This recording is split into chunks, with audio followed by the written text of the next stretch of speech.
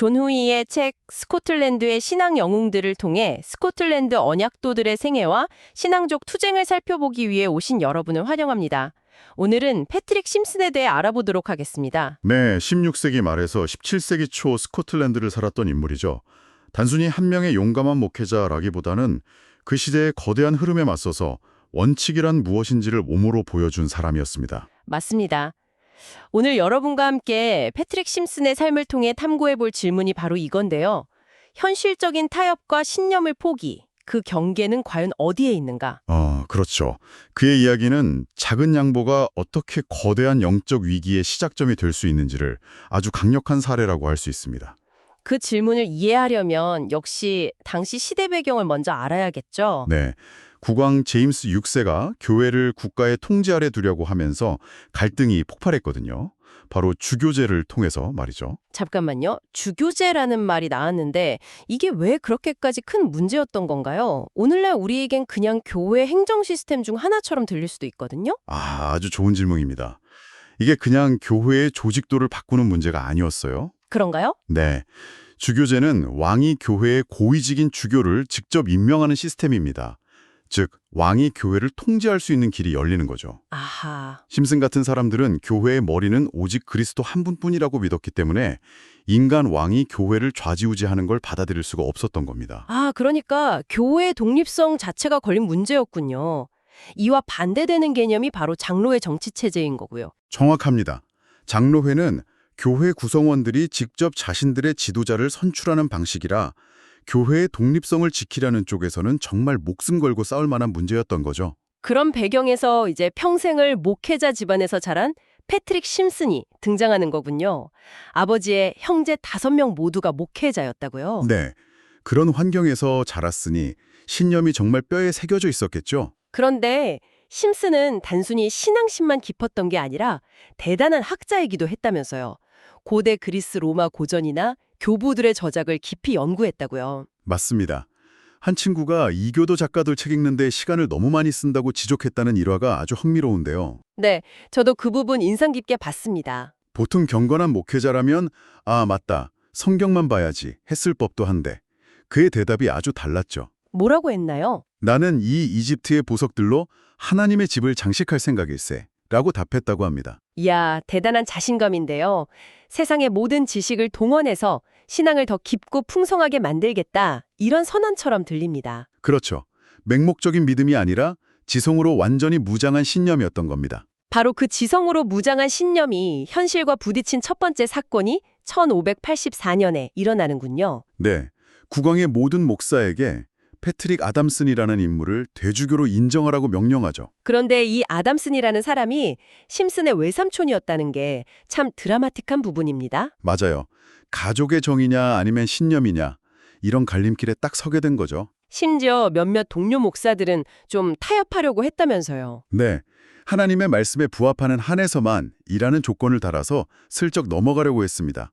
일종의 양심의 탈출구를 만들려고 한 거죠. 그럴듯한 타협안처럼 보이기도 하는데요. 하지만 심슨은 이걸 매섭게 꾸짖었습니다. 아니, 하나님의 말씀이 이미 틀렸다고 한 걸 말씀에 부합하는 한에서 받아들이자는 게 말이 됩니까?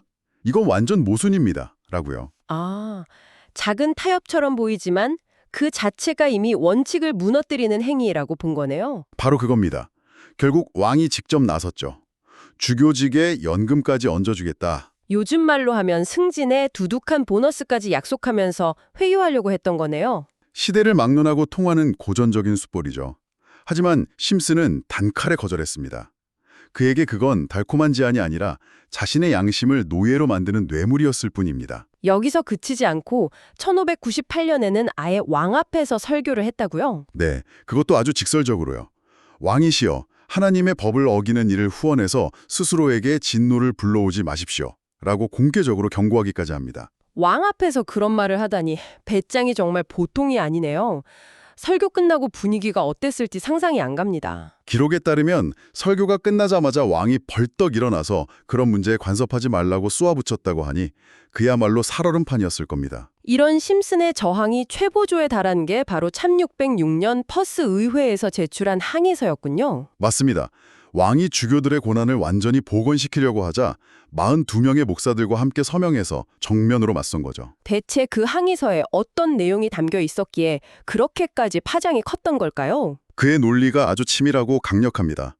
크게 4가지로 볼 수 있는데요. 4가지요? 첫째, 교회의 주인은 오직 그리스도 한 분이라는 대원칙을 선언합니다.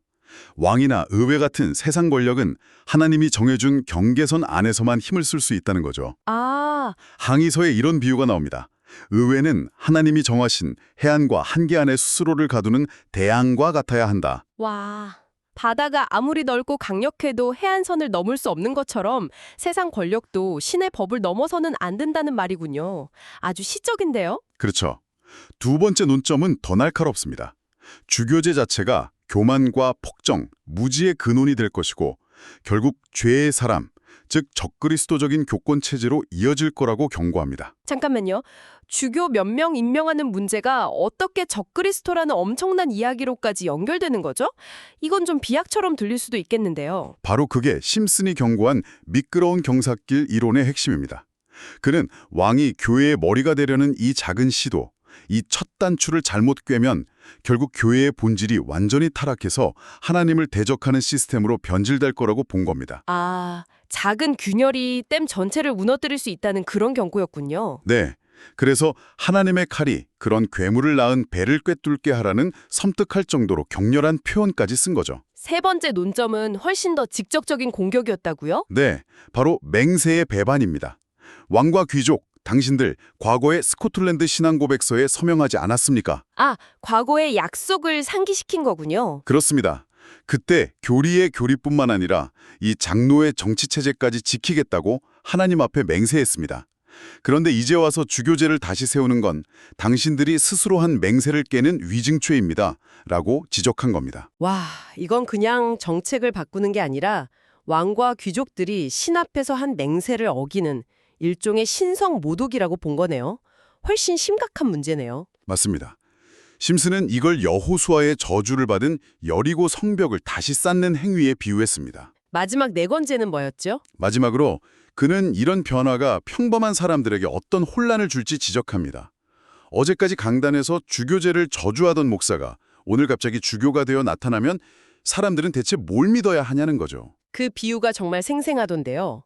백성들의 마음이 들어오고 싶어하는 모든 손님에게 열려있는 선술집처럼 될 것이라는 표현이요. 그렇죠. 기준이 사라진 마음을 이보다 더 잘 표현할 수 있을까요? 당시 사람들이 겪었을 혼란이 그대로 전해지는 대목입니다. 지도자들이 하루아침에 말을 바꾸는 걸 보면 신앙의 뿌리 자체가 흔들릴 수밖에 없으니까요. 이렇게 공적으로는 누구보다 강직한 투사였지만 그의 개인적인 삶을 들여다보면 또 다른 모습이 보입니다. 특히 그의 아내 마사 베런과 관련된 일화는 정말 가슴 아픈데요. 네, 아내가 병에 걸려서 극심한 영적 고통에 시달렸습니다. 자신이 구원받지 못하고 사탄에게 버려질 것이라는 절망감에 사로잡혔던 거죠. 아유. 심슨에게는 왕과 싸우는 것과는 또 다른 차원의 고통이었을 겁니다. 어느 주일 아침 심슨이 설교하러 가기 직전까지도 아내의 상태가 너무 심각해서 주변 사람들이 다 걱정할 정도였다고요. 네, 그런데 심슨은 아내를 위해 기도한 뒤에 사람들에게 아주 놀라운 선언을 합니다. 뭐라고 했나요? 여러분, 지금 이 슬픈 시간을 보고 있지만 결국 하나님께서 이 부인에게 놀라운 일을 행하실 것이며 악마는 부끄럽게 패배할 것입니다. 라고 말하죠. 와, 하지만 그 후로도 며칠간 아내의 상태는 나아지지 않았습니다. 여기서 보통 사람이라면 믿음이 흔들렸을 텐데 그는 포기하지 않았군요. 끈질기게 기도했습니다. 그리고 마침내 아내가 세상을 떠나기 전 화요일 아침 기도하고 돌아와서 사람들에게 이렇게 말합니다. 안심하십시오.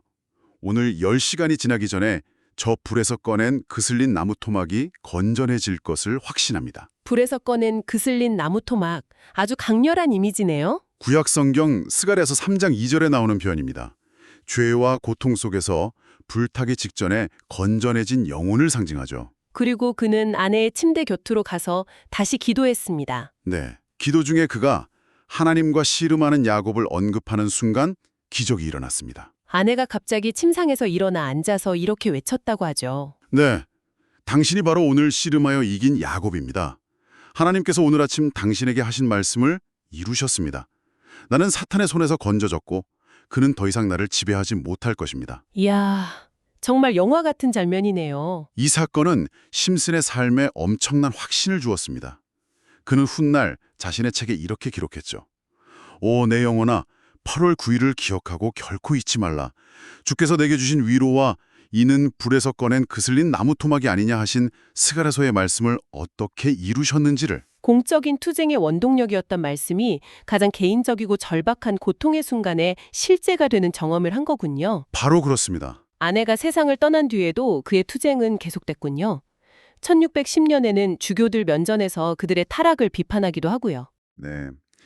만약 그가 조금 더 오래 살았다면 다른 동료들처럼 감옥에 가거나 유배를 당하는 등 큰 고난을 겪었을 겁니다.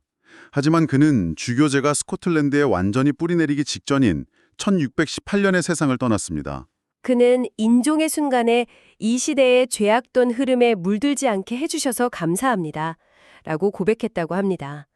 마치 광야의 엘리야를 돌보셨듯 하나님이 평생 자신을 지켜주셨다고요. 네. 투사로서의 삶과 동시에 13개에 걸친 교회사를 저술한 학자로서의 삶을 끝까지 놓지 않았던 거죠. 그의 삶은 처음부터 끝까지 하나의 메시지를 향해 있었습니다. 공적인 저항과 개인적인 신앙이 분리되지 않고 지성과 믿음이 하나로 연결되어 있었죠. 자, 그렇다면 이 모든 이야기가 오늘 우리에게 무엇을 의미할까요? 패트릭 심슨의 삶은 한 명의 학자이자 목회자가 어떻게 자신의 양심과 신념을 지키기 위해 당대 최고의 권력과 맞섰는지를 생생하게 보여줍니다. 그렇죠. 그의 저항은 어떤 정치적 야망이 아니라 오직 하나님의 말씀이라는 절대적인 기준에만 매여 있겠다는 결단에서 나온 것이었고요. 여기서 우리가 생각해 볼 만한 마지막 질문이 하나 있습니다. 네. 심슨은 항의서에서 아주 작은 시작에서 흘러나오는 영적 어두움이 교회를 잠식한다고 경고했습니다. 그는 교회 정치체제 같은 문제에서의 작은 타협이 결국 끔찍한 배교로 이어질 수 있다고 믿었죠. 그렇다면 오늘 여러분의 삶이나 여러분이 속한 공동체에서 우리가 사소하다고 여기며 간과하고 있는 타협의 작은 시작은 혹시 없을까요? 그리고 어떤 원칙이 어떤 대가를 치르더라도 결코 타협할 수 없는 여러분의 여리고 성벽이 되어야 할지 한 번쯤 고민해보게 만드는 지점이 있습니다.